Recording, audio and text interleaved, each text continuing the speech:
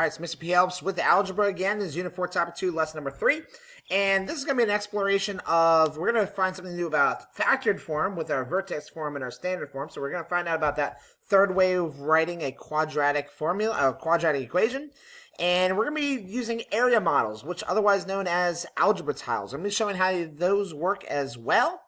We're going to start off with a warm-up here about finding x and y intercepts. We've done this in the past. The x-intercept has a y of 0, and the y-intercept has an x of 0. So all you got to do is pretend that y is 0. 12 divided by 3 is 4. So that means it has an x-intercept of 4. 1, 2, 3, 4 right there. 12 divided by 2 is 6. 1, 2, 3, 4, 5, 6. So now we know it's a linear equation. We know 2 intercepts. Then we know the equation is going to look like that. Negative 24 divided by 8 is negative 3 on the x-axis. And negative 24 divided by negative 12 is positive 2 right there. There's our linear line right there. 21 divided by 3 is 7. 1, 2, 3, 4, 5, 6, 7. Why am I doing that? That is the y-axis, not the x. 21 divided by 3 is 7. Once again, 1, 2, 3, 4, 5, 6, 7 right there. 21 divided by negative 7 is negative 3. 1, 2, 3 right there. All right, so there's our linear lines right there. So whenever you have standard form, it's a little bit harder to graph usually, but if you find the intercepts, that's usually the easiest way. Slope-intercept form of linears would have been easier to graph. All right, so we're talking about algebra tiles here today. So algebra tiles, by the time you leave here, you're going to be able to know how to do algebra tiles. So an algebra tile is just basically an area. So we've got, if we... let me just go to the next page. So what if we have a square where it's 1 by 1? Then we know the area is 1. But if the square was a 2 by 2, the area would be 4. What if it was 3 by 3? The area would be 9. Now, that is a quadratic pattern, but what if the side was x? If this side was x and this side was x, then this would be an x squared. So we call these flats. So this is, and you can see the red in the background, so that's actually a negative flat, and the green side would be a positive flat. So that square, the big square, is called a flat. That's an x squared. The red that you see right here is called a long. That represents an x, because this has a width of 1 and a length of x, because this is the same width as this. You can clearly see. This is smaller, but this is the same size as the flat. So 1 times x means that's an x. So that's an x right there. That has an area of x. That has an area of x squared. And these little units right here, that's a 1 by 1. So that little unit is worth 1. Actually, it's called a unit because you can make it whatever you want, but we're going to use it as 1. So the pieces are not designed actually. They're solving answers by making rows and columns, by finding the area of an item. Okay, so what you see right here is basically one big flat, 1, 2, 3, 4, 5, 6 longs, and 9 little units. And what you can see is that it completes a square. So anytime we're solving here, we're going to be finding squares. Squares, or completing the squares, what we're going to do later on, is how many pieces does it take in order to complete that square. If Optima adds 3 inches to both sides of the basic square. So if this is the basic square to begin with, she extends it. So that from here to here is x plus 1, 2, 3. So that side's x plus 3. This side is also x plus 1, 2, 3. And then if you make that into a square, what pieces does it take to create that square? So that's what it's going to ask you for on the next question. Well, it's going to be, first of all, this is an x plus 3 times x plus 3 square. So that's called factored form. Factored means what multiplied by what equals that. So it's this factor times this factor equals the answer. Now I could simplify that. It's what we call a perfect square. It's not just a rectangle, it's a perfect square. And this is really an x plus 3 squared, because anything times itself is squared. Now, the other way of writing it in standard form is just simply count the pieces, which I've already done, actually. There was 1x squared, there were 6 x's, the longs, and there are 9 pieces. So that was also the answer, which you can see right there, because there was 1 flat, 6 longs, and 9 units. So that's the same thing as this. They are exactly the same thing. All right, so if I pull this over, so let's see what we have here. We've got a block with a side length of x plus 2. So it's assuming that it's a square block with side length of x plus 2. So that would be 1 flat with a 2 long, so that's x plus 2. and block with side length of x plus 2. So I believe that we're going to assume that it was just a block with plus 2 on one side. The other side is going to say x. A block with side length x plus 1. So that would look just like that. So that would be x times x plus 2. I hope I'm reading this directions. I didn't read all this up here. Another expression, that would be x squared plus 2x would be another way of writing that. That would be x times x plus 1. That's x, and that's x plus 1. And then that would also be x squared plus x, if you simplify it in simplest terms. All right, so model the completed square. So, okay, now they're giving us the pieces.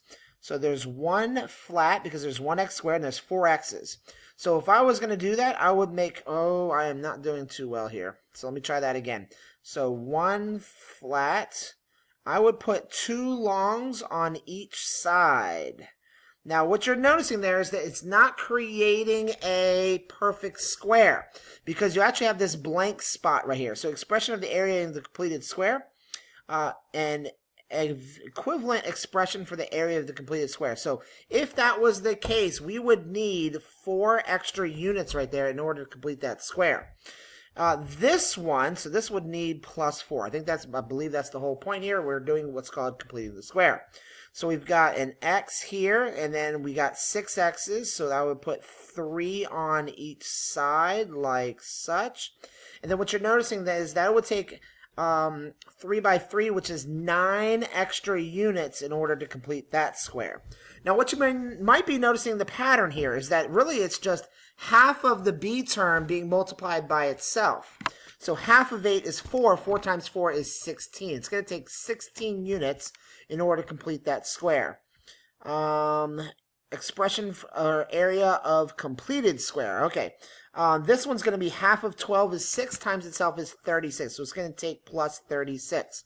So the expression for the area of the completed square, so that would be x plus 2 times itself. This would be an x plus 3 times itself. This would be x plus 4 times itself. And this would be x plus 6. Now what you might be noticing this time, there are patterns, is that this term always happens to be half of whatever the b term was. And that this number happens to be times itself of whatever this number was. All right, the equivalent expression, if I want to write that into standard form, that would be x squared plus 4x plus 4. Now basically all I'm doing is writing the same thing as what's over there, but I'm going to add that extra units at the end. Okay, so that's really completing the square. I want to get to the... Okay, well, let's get to this. Let's talk about these. Could a square be completed from each of the expression below with your algebra tiles? Defend your answer with your choice. Okay, so if I have got one flat and I've got 5 longs, I'm going to have to put 2 on one side, 3 of them on the other. And then I ask myself, well, what is it going to take? How many units would it take to fill that spot? Well, that's a 3 by 2. 3 times 2 makes 6. So that's not the 14 that we're looking for.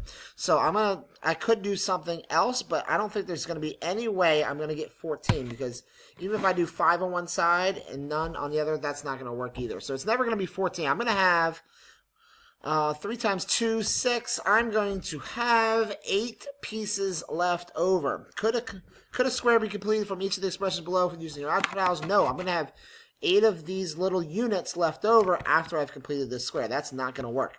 Remember, half of 8 is 4 times itself is 16, so that works. You would just put 4 longs on each side. In this case, we've got one flat. We've got 2 red longs, like such, and there's 1 piece left over. So that actually does work, and a negative times a negative is a positive. That one works, and this one works, and this one did not. We had 8 extra pieces.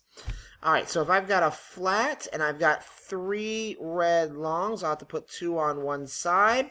That's going to leave 2 pieces left over, and that is also going to work as well. All right, homework. Multiply using the area model. Now, I'm not quite sure why these big numbers were used, but they were, so I'm going to show you using an area model. And x plus 5, so that's x plus 1, 2, 3, 4, 5. 1, 2, 3, 4, 5. Now, how many units would this have to be? This would be 5 going across. Okay, I'm being really messy here, but really, I should have one big square here, 5 red rectangular ones. I'm sorry, 5, actually, they would be green. 5 rectangular pieces on this side, 5 on this side, 1, 2, 3, 4, 5, and then 25 little blocks here. So that would be 25. So that's going to end up being x squared plus 10x plus 25, which happens to be equivalent to this. That and that's the same thing. If you use FOIL on this, you get that area. Same thing for all the other questions. Say x plus 7. So you're going to put 1, 2, 3, 4, 5, 6, 7. This is probably not the best way of doing this. 2, 3, 4, 5, 6, 7. How many little units is it going to take to do this? 1, 2, 3, 4, 5, 6, 7. 1, 2, 3, 4, 5, 6, 7. That's going to take 49 units. Because this is 7 by 7 means there's going to be 49 little tiles. Now, I'm just going to explain the last two because these are going to be pretty big. So it's x plus 8. So you're going to make one flat. 1, 2, 3, 4, 5, 6, 7, 8 longs there, 8 longs here. And then the amount of units is going to be 64. And that ends up being x squared plus 16x plus 64.